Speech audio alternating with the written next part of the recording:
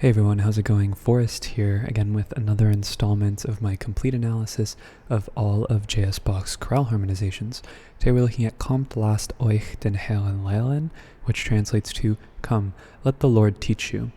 It's a pretty straightforward chorale, not too much to take into consideration as far as like harmonic interest is concerned. There are a few little tidbits, but nothing inherently striking, so I think we'll just go ahead and start the analysis. 2 flats in the key signature. We start on B flat, we end on B flat. I reckon we're in the key of B flat. Then, we start on a B flat chord. However, our first cadence is what I'm calling a perfect authentic cadence in the key of F. That's just what it sounds like to me, so that's what we're going to call it. So we're looking for a point on which we modulate. The next chord we have is F major over A, C, F, and C. That's a 5-6 chord. B flat, F, and D, which is another tonic triad in root position. Then we have F, A, F, and C, which is a root position 5 chord, which is F major. And I think this is where we modulate. We have a modulation to F here. We'll call this 1. We then have G, B flat, F, and B flat, and we might be tempted to call this 2-7. However, I think actually it's this E that's our chord tone, and this is actually E diminished over G, which would be 7-6 in the key of F. And then we go to A, C, F, and A, which is our tonic triad in first inversion. We have a passing tone in the bass. Then we have C, C, E, and G, which is a 5 chord, just C major. We have a passing 7th in the tenor, and then we have a leap down an octave in the bass before we cadence on 1. And the reason why this sounds more like a perfect authentic cadence to me rather than a half cadence, I think, is for a couple of reasons. One is the way the bass moves. Second is the fact that the scale fragment also outlines the F major scale. And third is the fact that the half cadence, or if this were a half cadence, we typically wouldn't have the tonic and the melody. Sometimes we do. Most times we don't. So there's some contributing factors as to why this sounds like a perfect authentic cadence to me rather than a half cadence, but they ultimately achieve the same thing, because if we look ahead to the next cadence, we have a perfect authentic cadence in the key of B flat, and this is just a pivot chord in the key of B flat. F is now our 5.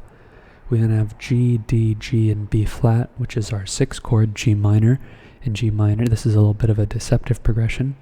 We then have A, C, F, and C, which is an F major triad in first inversion, 5-6. Then we have B flat, F, and D, our tonic triad, with a neighboring 7th in the tenor. We then have G, B flat, and E flat, which is an E flat major triad over G, that's 4-6. We then have F, B flat, F, and D, which is a B flat major triad in second inversion, that's 1-6-4. A neighbor tone in the bass as well. We then have F, A, F, and C, which is a root position F major triad, passing 7th in the alto, and then we cadence on our tonic. And it's perfect authentic because the melody also has the tonic in it. We'll go ahead and use this bracket notation for those of you who are familiar with it. Okay, moving ahead, we have a half cadence in the key of G minor. So we're looking for a point in which we modulate. However, I don't think it happens immediately. I think we stay in the key of B flat for at least a couple of beats. We also get this interesting A flat here, which wouldn't be indicative of anything G minor related. This would be like a Phrygian second in the key of G minor, so I don't really know what this A flat's achieving. Actually, I do know what this A flat's achieving. It's creating a fully diminished 7th with this B here, but we'll get to it when we get to it. So we have another B flat major chord here, just some voice rotation in the upper 3 voices, so no need to reanalyze. We have C, E flat, A, and E flat, which is an A diminished triad in first inversion. That's 7-6, passing 7th in the alto. Then we have D, A, F, and F. We could call this a 3 chord. We might be tempted to call this a 3 chord. 7 does want to go to 3. However, actually, you know what? Let's call it a 3 chord. Where's my eraser? I think calling it a 3 chord and then saying we have a passing chord might be a little bit more appropriate. 7 does want to go to 3, but then we get this B natural here against this A flat, which is really interesting. So we have like this figuration here, which is all non-chord tones in terms of D minor, but we get B, D, F, and A flat, which is, or G. It's some type of dominant of C, but we're going to call it, because the A flat is there, we're going to call it 7 fully diminished over in second inversion, because it would be, the chord B. It would be a B chord, and we have the D in the bass. Oh no, so then it would be a 6-5. So it would be 7-6-5 of 2, because C is our 2 chord. And then afterwards we get E flat, C, G, and E flat, which is our 2 chord. And also in the key of G minor, it's our 4 chord, and they're both in first inversion. Passing tone in the bass, we then get G, B flat, G, and D, which is our tonic now in the key of G minor, passing 7th in the bass. And then we have E flat, G, G, and C, which is another 4-6 chord, just C minor. And then we cadence on D major, D, A, F sharp, and D. This would be more specifically a Phrygian half cadence, where we have the half step going down in the bass, and also usually goes up by step as well, but it's really the half step in the bass that creates the Phrygian sound, the Phrygian dominant sound. Okay, moving ahead, we have a half cadence in the key of B flat major, so we're looking for a modulation point. I think right off the bat, going from D major to B flat major, I think this is really just a new statement, and this is a direct modulation. I think, if you really wanted to be consistent with your modulatory analyses or modulation analyses, you could call it a common chord modulation, where this B flat is 3 in the key of G minor, and now it's 1 in the key of B flat major, but it just sounds direct to me, so might as well just mark it that way. We have a 1-6 chord here, D, B flat, F, and F, passing tone in the tenor, and then we have B flat, D, B flat, and F, which is another tonic triad, but this time it's in root position, so we don't need to re-articulate the Roman numeral, just change the figured bass. We then have E flat, B flat, and G. That's a root position E flat major triad, which is our 4 chord. We have a passing 7th in the tenor. Then we have F, C, A, and F, which is our dominant triad F major in root position.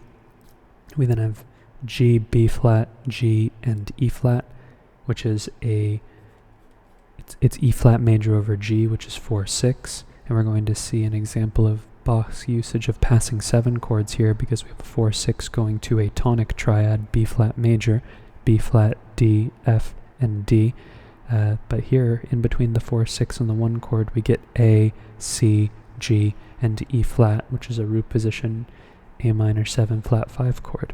So we get 4 going to 7 going to 1, and this is something that Bach does a lot when we have 4-6 going to 1. More specifically, sorry that the music keeps rotating. And then we're getting ready for a half cadence, so interestingly we get the E natural here to sort of tonicize the 5 chord here, F, F, A, and C, but these 2 passing tones turn the chord into E, G, B flat, and D, which would be 7 minor 7 flat 5, so that would be 7 half diminished in second inversion, because the B flat is in the bass, which is the 5th of the chord. And we get a little bit of passing dominant function, secondary dominant between the 1 chord and the 5 chord. All right, we then have an imperfect authentic cadence in the key of G minor, and I think we stay in the key of B flat for quite some time.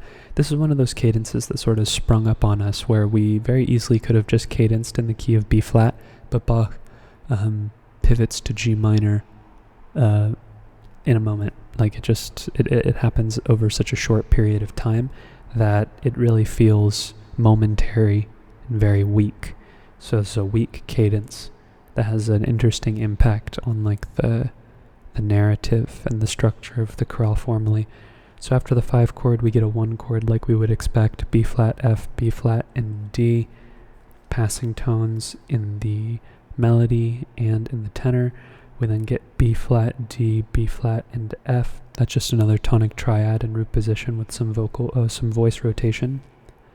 We then have C, C, B flat, and E flat. However, I think this B flat is an accented non-chord tone. So 7/6 suspension over the bass. And then we get A, C, C, and E flat, which would be A diminished over C, which would be our 7/6 chord. And then we have D, F, B flat, and D, which is our tonic triad in first inversion. Then we have some passing tones in the upper voices. And we have E flat, G, G, and B flat. So root position E flat major triad, which is 4. We have some passing tones going on in the tenor and the bass, the alto and the bass. We then have C, A, E flat, and C. Another 7/6 chord, A diminished over C. We then have B flat, D, and D, which is an interesting chord because this is an incomplete tonic triad.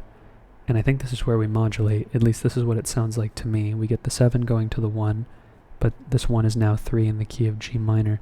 And then we get C, B flat, E, and D. We almost have an analyzable chord there, but we don't have all the components to analyze it.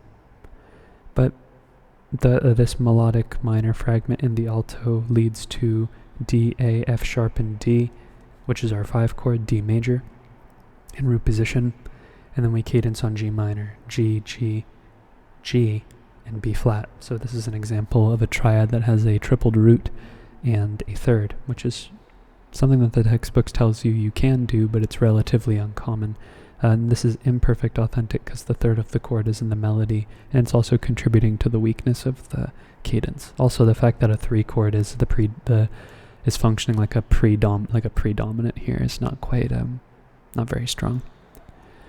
So that being said, we have a perfect authentic cadence here at the end of the chorale like we would expect, but I don't think we're immediately in the key of B flat major yet. I think we stay in G minor for at least a couple more beats.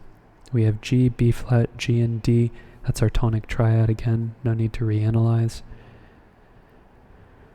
We then have D, B natural, A flat, and F. This is the second time we've seen this chord in the key of G minor. That is 7, 6, 5, and it's fully diminished, which is interesting, of 4, because that would be the leading tone chord to C, and we get C minor afterwards, C, C, G, and E flat, which is our 4 in first inversion, which is like what we see this progression here at the beginning of the third phrase. Interestingly, we have kind of a conundrum here because I think we're in the key of B flat, and now this would be our 2/6 chord. However, as you might know with 2 chords, when we get a passing tone, when we link the 6th of the scale to the tonic of the scale, right, G, A natural, B, we get a situation where I think the A is actually the chord tone, not the G, which would turn this into A diminished over C, which would be 7/6. In this case, it would be 7/6/4. But that's just because I'm staying consistent with the way that I look at the sound and what's most likely to be the chord tone in the grand scheme of things. But we see this interesting tonicization conundrum happen in Bach's music. We've seen it at least 2 times in the past chorales that we've looked at so far, and we've looked at almost 100 now. So the fact that we have this elision and the fact that the 2 chord coincides with the leading tone chord is interesting and kind of confuses my consistency as far as that analysis is concerned. But all in all, it's a cool thing to have happen in the chorale. We then have E natural, G, B flat, and D. That is E minor 7 flat 5 in root position, which would be 7 half diminished 7 of 5, because E is the leading tone to F, and F is our 5. We then have F, A, and C, which is our 5 chord. It goes where we expect. Passing 7th in the bass, passing tone in the alto. And then we have D, B flat, F, and D, which is our first inversion tonic triad, B flat major. We then skip down a third in the bass, which turns the chord into root position briefly, so we'll mark that. We then get F, B flat, F, and C. This B flat being a suspension, a 4-3 suspension, but we know that 5 is being implied. We have a delayed 7th here in the alto before we cadence on B flat, and it's perfect authentic because we end with the tonic in the melody. So all in all, this is a pretty straightforward chorale, not the most interesting. I'd say like right here towards the end of the chorale is probably the most interesting tidbit.